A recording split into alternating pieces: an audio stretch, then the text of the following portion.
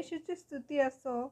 प्रियांनो, आज आपण जे वचन वाचणार आहोत ते मत्तेकृत शुभवर्तमान याचा 6वा अध्याय, त्यामधील 33वे वचन.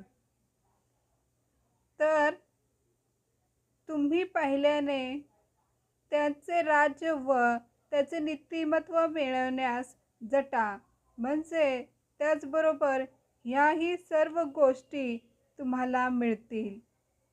ह्यास्तव उद्याची चिंता करू नका, कारण उद्याची चिंता उद्याला व ज्या दिवसाचे दुःख त्या दिवसापुरते पुरे.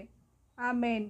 तर प्रियांनो, इथे काय सांगितलेले आहे की पहिल्यांदा परमेश्वराच्या राज्यासाठी झटा, म्हणजे पहिले आपण परमेश्वराकडे आले पाहिजे आणि त्याला मान महिमा दिली पाहिजे. त्याच्या प्रार्थनेत आपण राहिले पाहिजे. मग सर्व काही गोष्टी ज्या आहेत त्या आपल्याला मिळणार आहेत.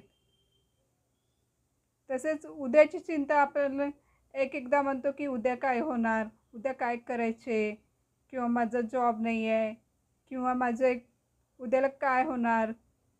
सर्व अशा ज्या काही चिंता असतील त्या सर्व चिंता तुम्ही परमेश्वरावर सोपवा व त्याच्या प्रार्थनेत राहा व ज्या काही गोष्टी आहेत त्या सर्व काही परमेश्वराला त्याच्या पुढे ठेवा, म्हणजे त्या सर्व गोष्टींचे उत्तर तुम्हाला मिळतील.